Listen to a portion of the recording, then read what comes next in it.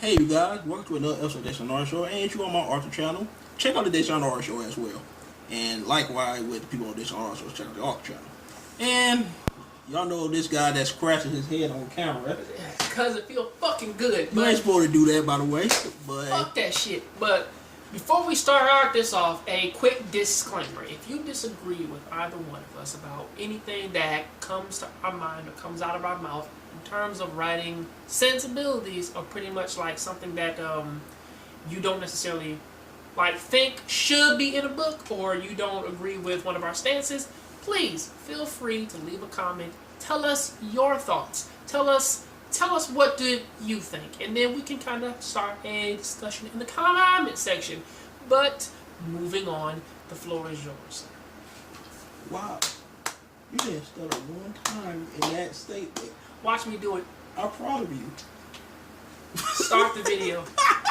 Stop being an asshole. But anyway, this gonna be a little episode by episode series. I'll talk about when your reader try to control your book. Reader try to control your book. Number one. And this the first one gonna be basically about cussing and censorship. Now here's the thing here. A couple people be like, man, your book E-Bar got so much cussing in it. You need to remove the cussing. You need to make it more clean. You know, a book that could be suitable for everyone. And DayShawn, your book, oh my god. How come it has to have all these negative things like say like them using the word nigga, or them using bitch or fuck, or them shit. saying this, or them saying that. Come on, please cater to me. You have to think of the children. What the fuck? Yeah, and not the and what I said before you did that, you damn idiot. I have to be very descriptive. Somebody basically commented on my video like, if you want to get big on YouTube, stop the goddamn cussing. It's weird how they say that while cussing themselves. But I was like, man, everybody that I watch on YouTube cuss. I mean, you see, cussing literally enhances it. Like if you powerful, like it's like powerful. Like you mad, like say, oh fudge, what the fudge you doing? Like it. Quick little fun fact about what the fuck? You can't write a scene like that. Here's sometimes it's like mad, angry. They cuss. Some people cuss. Not true. But go there. Well, there is a fun fact about the swearing though. You know what they say about people who swear? They have a very large vocabulary. Well, they say we got low vocabulary. They say that, but that then you're again, not as intelligent as you are. It seems that way, but then again, did you ever notice how that people who don't cuss, they don't know what the fuck they're talking about? While people who do, like, they can very express, like, why they hate something, why they love something, why it bothers them, because they have a better, because they have a bigger understanding of words. What the fuck? But they have a bigger understanding for words and what is going on around them versus people who just say, oh gosh darn, you actually made me so peeved. How dare you, sir? You actually wounded me with your terrible words. Oh gosh darn. say what is on your mind. You dirty motherfucker, like, stuff like that. I mean, like, for instance, like, again, like in bar, like with Allie cussing for Felicia. So that's real. Allie, stop cussing. You cuss so much. Allie, like, you see, it called sensor enhancers. I enhance my sense while I cuss. You didn't learn something, kid. There's also another thing too, is that I guarantee you that most people that they don't know the meaning of onomatopoeia. More people don't. Of course they don't. Fun fact. It's actually something that is basically it's basically to use words that have meaning. We do it every time, man, we write. When you use verbs, like that's what an onomatopoeia is.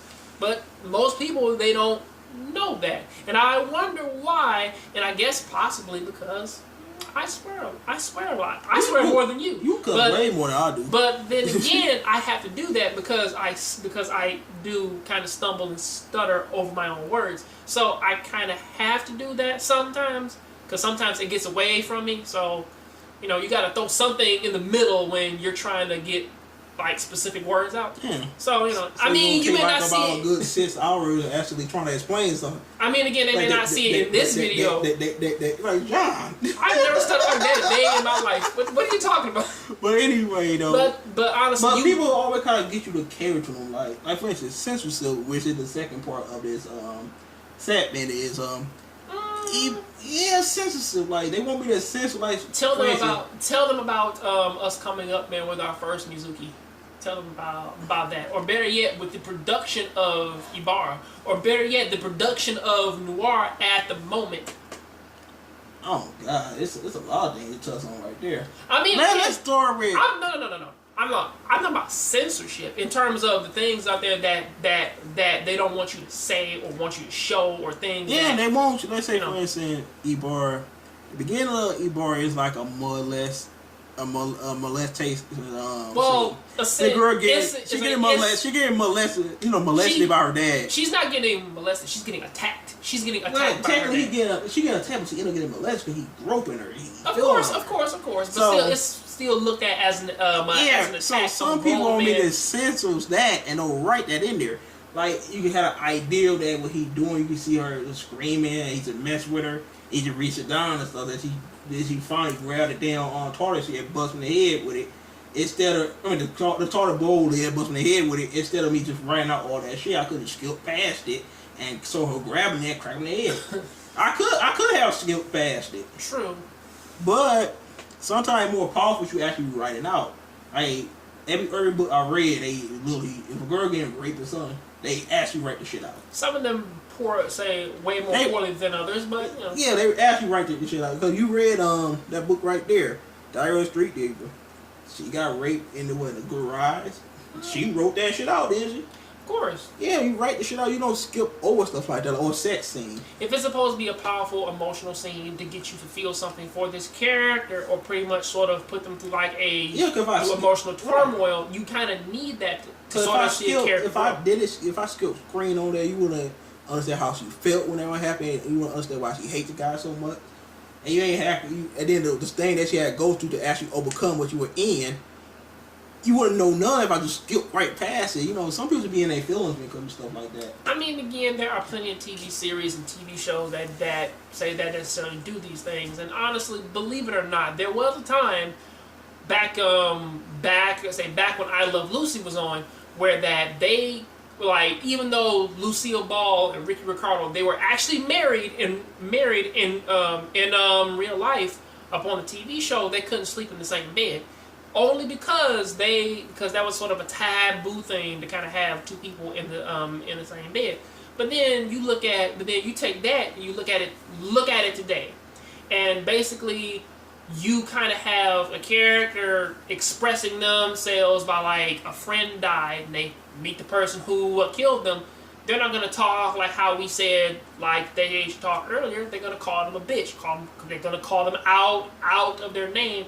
And it's going to be a very raw, emotional outburst, which is something that you need. And pretty much we've seen that when we were talking about the original Mizuki, with them saying you should take out these types of clothing. They shouldn't wear this. You see it right up there, the poster up there. When I was selling that book back at ITT Tech before they closed down, all around the world, but all around the North America.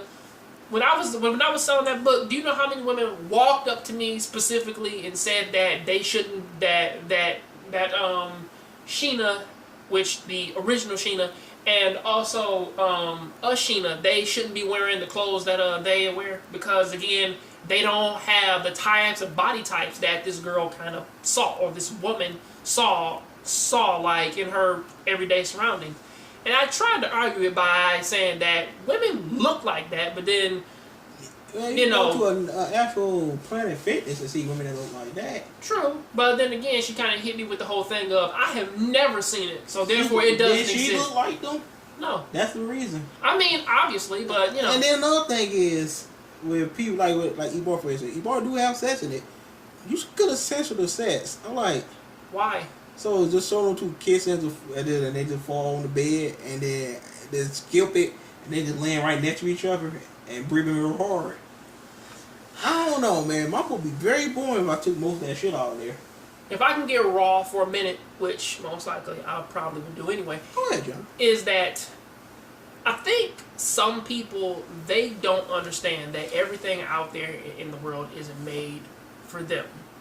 This is why every so often we get women walking up talking about, like, or at least like whenever you're an author or you're trying to explain a movie or you're trying to explain some type of TV series or movie or anything to them, and then they ask the question of how come their gender is this? How come it's not that? Why is it? Wait. That in the next one right there. Of course. But then it's also another thing too of asking why is it that this is happening, and then they try and read a little bit too much into it, try and talk about our personalities, saying like, why is it that the beginning of Ibarra starts off the way it does, or say like, do you psychologically just want to do this to women, or me basically starting off, man, my own story, man, with a very tragic incident, and then they asking the question of, or they would ask the question of, like,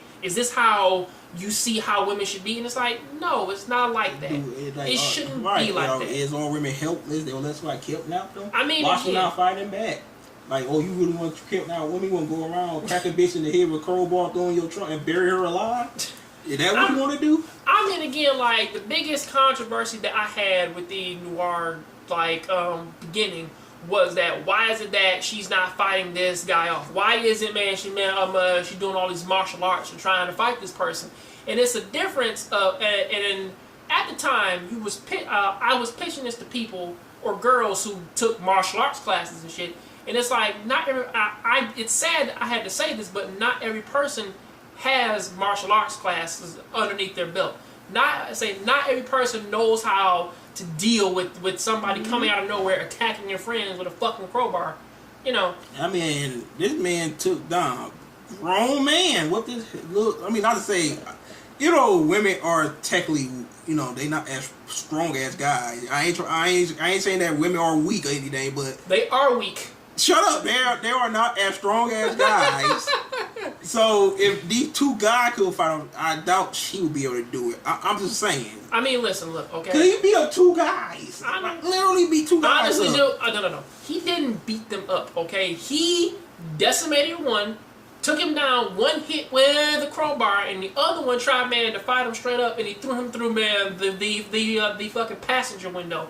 Okay, so you can't necessarily look at that and be like, she can get out there and fight them. Come on, let's go. It's like some people personally, I would have ran like shit. If you saw a dude, man, like, man, take, man, your stepdad, as big as he is, threw him through, man, like the fucking passenger side window with no problem whatsoever, you better run your ass on somewhere.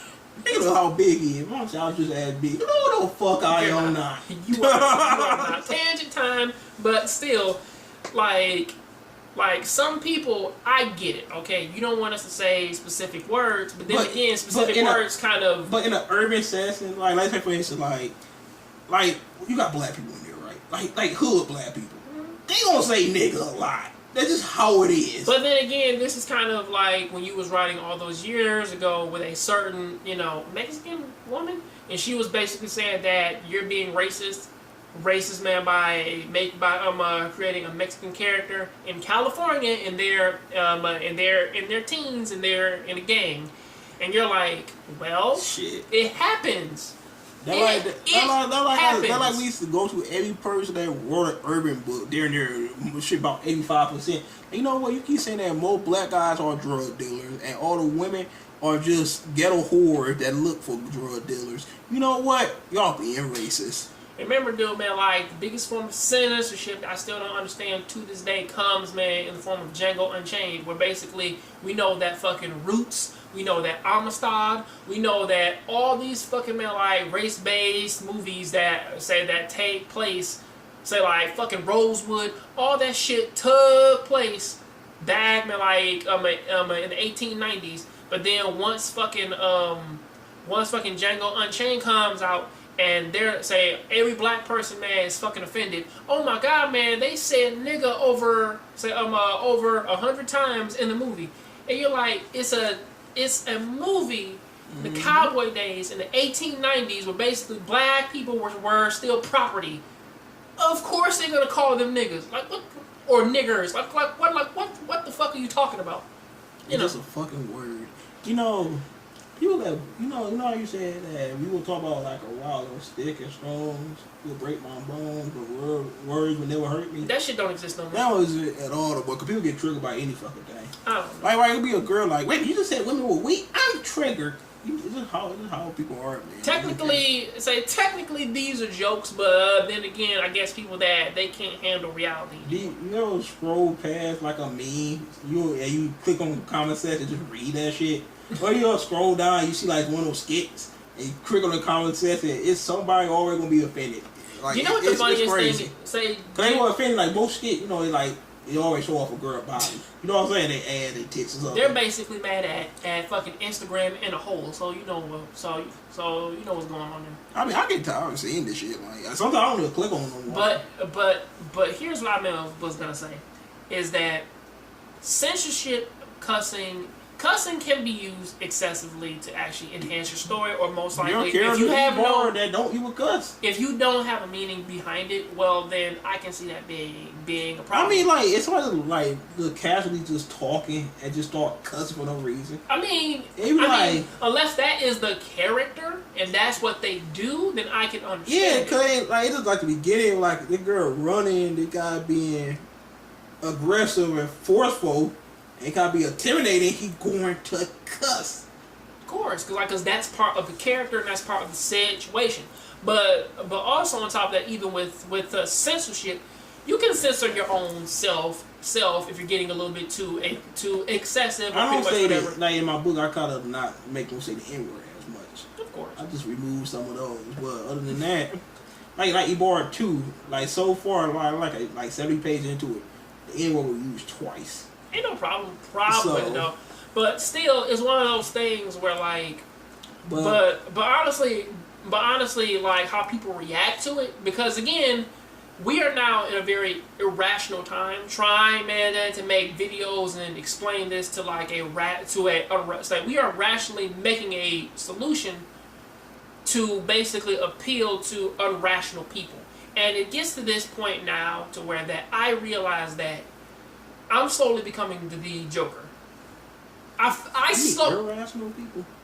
No, we are rationally making a video with a rational solution to irrational people. You said unrational last time. I'll do it. Make it. Well, they are unrational. They are. But go ahead. But still, it's like you think about it, and it's like we are slowly turning into the Joker, because again, it's like this shit is slowly becoming reality, and it's becoming a joke now. That say that nobody can see how fucked up that it is, to where that we shouldn't even have to make a fucking video about this in the first place. To which that this is a fictional fucking story, and if you don't like it, don't fucking read it.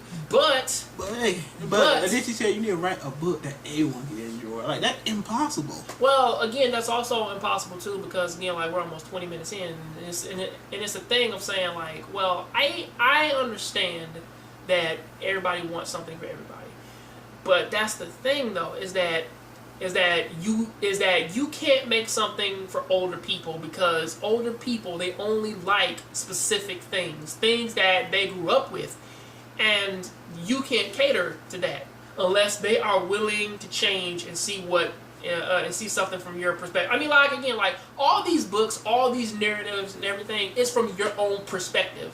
So pretty much you look at it and it's like, what's wrong with me wanting man to make a stripper? What's wrong with me wanting man to make a drug dealer who cuss every single time man like he opens up his mouth? What's wrong with the street hood nigga goons that just going around just saying nigga all the time, bash somebody's head in with a crowbar. Like, what's wrong with me man wanting man to make a white or like a very light skinned character who fucking like who wants to be a hood nigga, or pretty much like tries man to be like an academic person and shit, man, but like they love man to listen to rap, or they love man to like speak all these like insanities, or most likely the worst one yet. What is wrong with me wanting to make a sexist villain, or make like a racist caricature and then throw him out there for him to be a villain.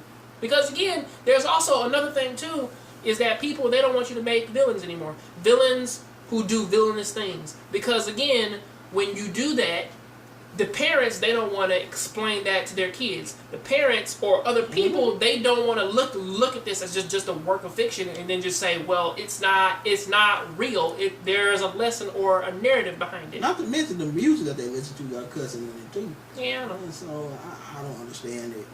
I mean, again, to this day, people will always say that like they don't like older rap videos because they were so excessive and they were fucking objectifying women.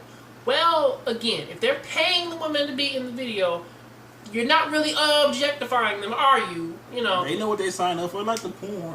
Like, I don't like how they smack the girl in the face and spitting on her and this bitch getting paid $10K for this. She know what she signed up for. To be fair with you, man, my ex-girlfriend said that and I was like, I can't put up with you. But anyway, we're going to end this video before it gets to 30 minutes. We don't want to bust the unexpected wonder. But anyway, what up, Daniel? I know you're going to be watching it anyway. But anyway, damn, Daniel, back at it with the... Shut the fuck up. But anyway, Daniel, you're back at it with the hate comments again. So what you guys think? Make sure to rate, comment, and subscribe. Check out John Gray's show in the description below. I am a very hateful person. I see. Hey, I'm about to make another video. I'm not hateful. I just love everybody. I hate you all though. Have a good one.